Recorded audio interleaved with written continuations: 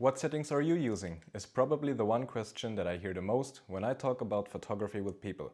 So in this video I'm going to share the one settings that I think are perfect for easy and effective photography for every level of photographer, regardless of the situation you're in and what camera you're using. Through these settings I saw a lot of people improve very fast, and today they can take the exact shots that they have in mind without worrying about wrong settings. I use it for shots of people, cars, of course nature and wildlife because that's what I do the most, and many more other types of photography.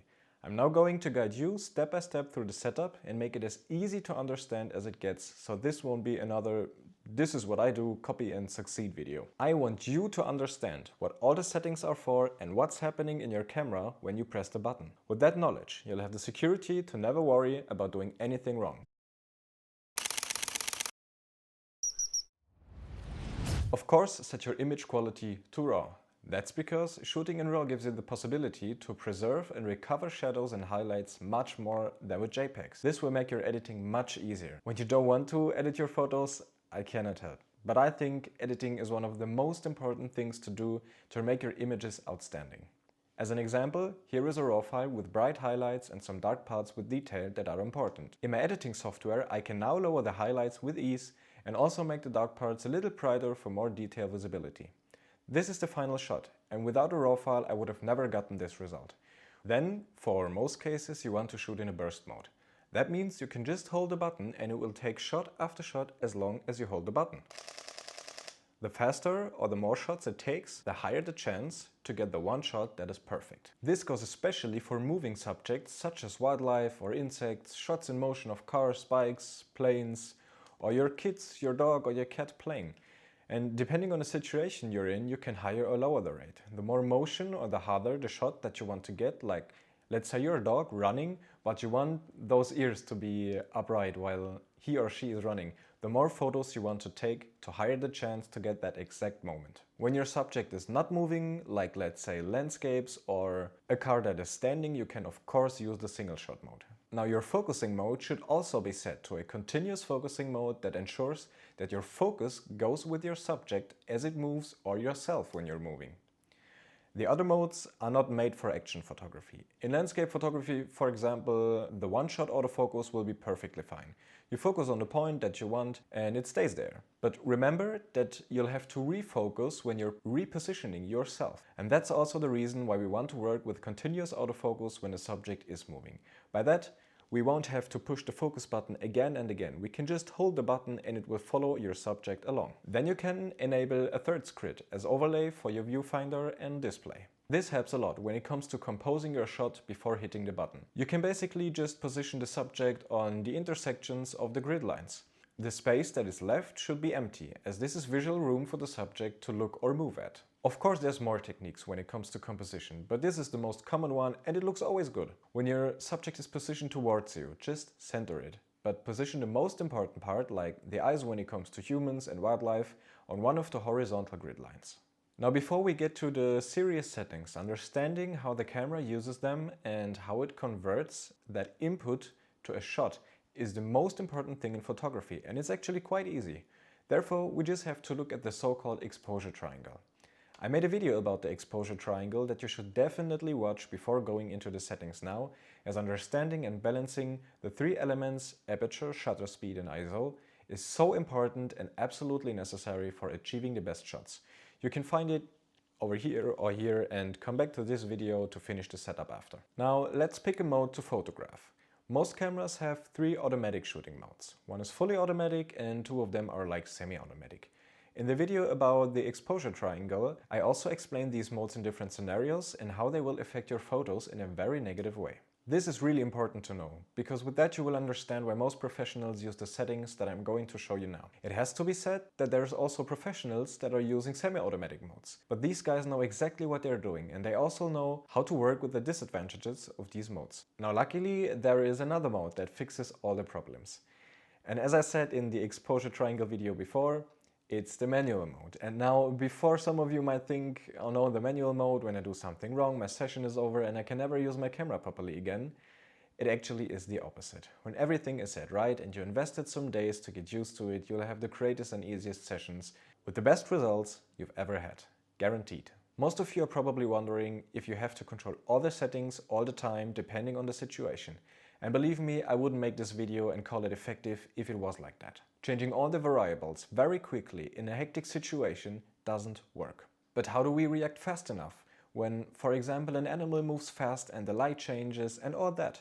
Well, we don't have to, as we can set our camera up in the right way so it reacts. First step after choosing manual mode, ISO on automatic. Auto ISO will correct the exposure of your camera faster than we ever could without affecting your depth of field or the sharpness of your shot due to a wrong shutter speed, as we control these variables. We just have to ask ourselves, what do we photograph right now? Do we have a still subject, so picking the shutter speed by your focal length is perfect. Let's say 1/50th of a second with a 50mm lens or 1/400th of a second for a 400mm lens, and your images will be sharp. With a tripod, you can of course make it even longer. Now when your subject is moving, make the shutter speed faster. Let's say 1/1000th of a second for a moving animal and 1/1600th of a second or more for a fast moving animal like a flying bird. Now let's set our aperture. Do we want our background to be super blurry? A low number behind the F will make sure that our aperture is wide open and we get that narrow depth of field resulting in blurry fore and background. If it's more important to have your subject sharp from front to back, we close our aperture by picking a high number until our subject is all sharp. This is common in landscape photography, where you want all of that landscape to be sharp. Preset your aperture depending on the shot you want to create up front. Then you don't have to do it while you have to shoot. In most situations you have enough time to do so without hurrying. And even when you find that you missed some situations because it took too long to change a setting, it's absolutely normal and okay. Let's say you couldn't change your shutter speed fast enough from a slow shutter speed because a bird was sitting to a fast one as it flew away. It is fine. With time, you'll definitely get used to it. And in this case, it actually is not a setting mistake. The more important thing would be to read the bird's body language and anticipate its takeoff in time so you can change it. Another tip for such problems would be to put your variables, so your shutter speed and your aperture, on dials that are easy to use. I'll come to that in a minute. Now at this point you'll notice that you have no control about the exposure anymore, as the camera picks the ISO always as it thinks it's correct, and it might happen that it's not 100% correct or as you'd like to. This is because the camera has to measure the light that hits the sensor, and it's sometimes not ideal. You might end up properly exposing the overall scene, but under or overexposing your subject, which is the most important to get the exposure right on. A common scenario in my wildlife photography would be a dark bird in front of a bright sky. The camera measures the frame and finds that the majority of the frame is very bright. In this case, it lowers the ISO automatically to make sure that the majority is well exposed. As a result, the bird that makes up, let's say, only 10 to 20% of the frame will be heavily underexposed. Of course, there's different light meter modes that are important too. In general, just use a metering mode that is center weighted, as our subject will be in the center most of the time. But even with the right metering mode, you want to be able to correct the exposure in these critical situations. Now the function exposure compensation allows you to work with only one dial that has to be turned in order to correct the exposure as you'd like it. And for me, when my settings are all set, turning that dial to correct the exposure and pressing the button to shoot is everything I do. Now you might think that in this case you could also just correct the ISO manually to adjust the exposure, but that's not true. The ISO will stay where you set it. The exposure compensation will, once you corrected the exposure, still let the ISO change itself with taking your correction for the situation into account. Now let's set it all up in a way that you only have one dial that has to be turned in the end when you're actively photographing. First, put your camera in manual mode. Then set the way that your camera should measure the light. As I said, I prefer choosing a mode that focuses more on the center of the frame. In this case, the mode is already called center. On Canon and Nikon cameras it will be something similar. Then set your aperture. As I want as much light to come in as possible, to make sure my shutter speeds are fast enough to get a lot of sharpness, I set the aperture on the lowest f-stop, so wide open.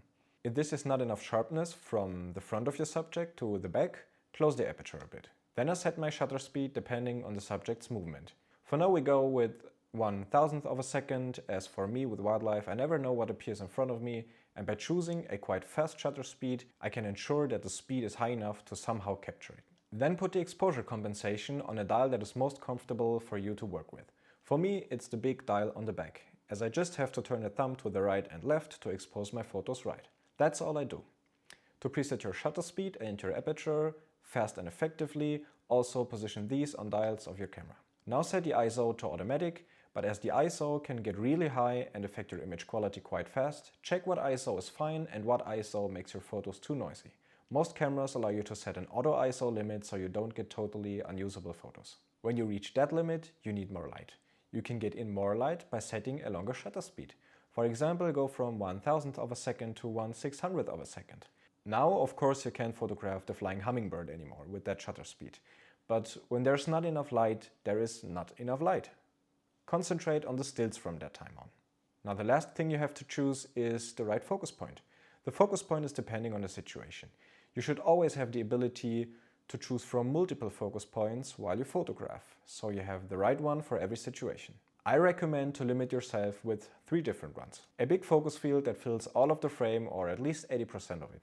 On my Sony it looks like this, and it is perfect to follow up birds that come in flying close or for bigger animals that are close. For an animal that is far away or when you struggle with keeping the focus on a small subject, you should have a small focus point as well. As it is too hard to stay on a flying bird that is further away, you should also have the possibility to choose a medium-sized focus point. For example, there are small focus points with additional points around it.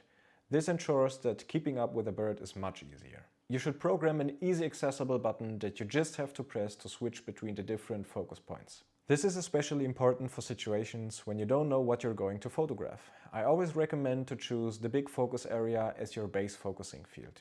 This is because when an animal, for example, appears very close, you don't have much time to react. The big area ensures to pick everything up really close. When the animal is further away, you have the time to switch to a smaller one. And now, the most important thing when it comes to settings. Be patient with yourself and find a routine. Then you will see big improvements in your photography soon.